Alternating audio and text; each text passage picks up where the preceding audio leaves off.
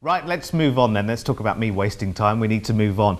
Now, the top 100 has been revealed in the Black Power list for 2010. And the Black Power list is the list of the 100 most influential people of African or Afro-Caribbean origin here in the UK. And it's a real chance to create an advocacy, really, and role models for the black community. I'm very pleased to say that with us from Salford University is Professor Cynthia Pine, who has made it to this year's list, and not for the first time, I do believe. So congratulations, first of all, and thank you for joining us. Well, thanks so much, Derek. Yes, it's lovely to be here, Amy. So, how did you react when you were told that you'd been nominated for this list, or in fact, had found yourself on the list? Well, it was tremendously exciting, really, and to be with such a range of people from all sorts of different backgrounds, nuclear scientists, bankers, people working in the media, people working across in universities in science and engineering. So a real huge spread, alongside people that we'd recognise as well, people like that are working in sport and are working in television as well. Well, that's it. The list really, one of the main things, as we were discussing earlier, is that it really inspires a younger generation. That's what it's all about, isn't it? It's the next generation, showing them how much the current generation has achieved and almost encouraging them to better that and to open up their minds. Because as we know, with a lot of young people, not just black people, but across the board, a lot of people now, it's aspiring, it's a celebrity culture, isn't it? A lot of people want to be the next Jordan or the next X Factor winner, and it seems a lot more accessible because of reality style shows. And years ago, a younger generations, it was nurses, doctors, firemen. That's what people aspire to be, and that's almost been forgotten. And what I think really inspired me about this list, well, it was recognising normal people, but what they had achieved. It wasn't just concentrating on the sportsmen and on the entertainers, which is often what lists like this do focus on, but actually showing that there's people academically who have achieved so much.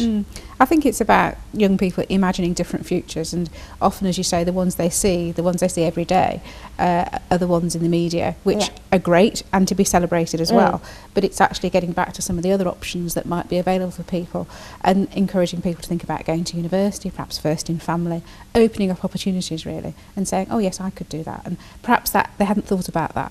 Exactly. So it's just putting a range of images in front of people. Opening their minds really, isn't it? Exactly. Yeah. Cynthia, tell us about the presentation. I mean, I'm guessing that being on the Power list is fantastic, of course, but is there a ceremony? Are there awards? Yes. Tell us about that. Yes, there was. This year it was in 10 Downing Street, and that was really exciting. So walking up the road and you're seeing it and actually going in through the front door rather than just looking at the outside. So that was tremendous and very exciting, and it was hosted by the Prime Minister and Sarah Brown, and they had a genuine interest and really took time out to talk to people. And were all 100, or pretty much all of the 100 there? There were a lot of people there. Not everybody on the list was able to be there, but a lot of people were there, and it was very interesting. Even it was exciting, and also for us, it was a chance to talk and meet other people as well. Because actually, when you think of your own work, you don't necessarily get a chance to meet. Well, you will do clearly in what you do, but I wouldn't perhaps get a chance to meet network in other areas exactly. And it was very exciting and tremendous fun, and a good opportunity to catch up and so you can all inspire each other, really, can't you? Exactly. Now, you work at the menger at Salford University. You've been there for a year, haven't you? So you're working directly with the younger people and with the next generation. Absolutely. Are you finding then that the younger generation are very closed in their mindset and are thinking more about celebrity culture, or are you finding that actually, no, that's wrong, and they're actually branching out across the board? I think in a university environment we're very lucky because you have such a wide range of people doing lots of different things. Salford particularly is known for that, isn't it? They really are very diverse. They are very diverse and very much engaged with the community and also with local industry and regionally and nationally as well. And we have a new Vice-Chancellor now, Martin Hall, who's been really inspirational for us and very exciting. And we've got a lot of new developments, one that you'll see coming up very soon in relation to Media City, and we're actually having a building next to the BBC, so our media, music and performance students will have an opportunity to actually have part of their degree down there. Fantastic. So it really is an exciting time to be in Salford. Definitely. Now, finally, the Black Power list, obviously, what everybody has it in common is their roots, is their heritage. Yes, that's right. Do you find that there still is a racial problem, and that being of a different descent has ever caused you any problems, any barriers in your career? Or do you find that that's something now that really is, the ignorance is getting broken down? Well, I think it's changed enormously, and I think one of the ways that I recognise that is sometimes you get to see a bit of old television, and you can be actually quite shocked and think, gosh, did people actually say that? You know, and it was sort of accepted, really. So I think the visual manifestation and the spoken language has changed so much, and really we're celebrating diversity across the whole range, and that's tremendous. And it's what we see every day in our everyday experience, and it's really opened up people's thinking and opportunities. But clearly there are within all our communities people who look at people and make a judgment just on appearance, and whatever that appearance is and whatever that background is, that's something we need to actually come away from. That's not exclusive to race, is it? That can be across the board. It isn't. And I think particularly with the new younger generation, that a lot of that has gone away. People really are much more open in their thinking, and really just take people as they are very often.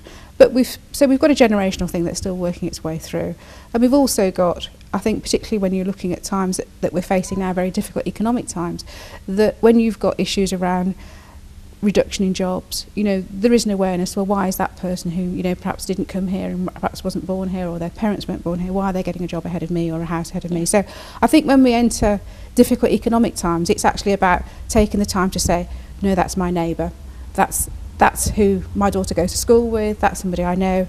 Let's take time, let's understand that we're all human beings. So it's still a work in progress, but we have actually come so far. Yes, and like you say, we sort of almost don't realise that just because of how it's panned its way out. No, it's tremendous move, I think, Amy, that you can see, and you can see in people's friendships and just walking down the street, really. Fantastic. You're a great positive advocate.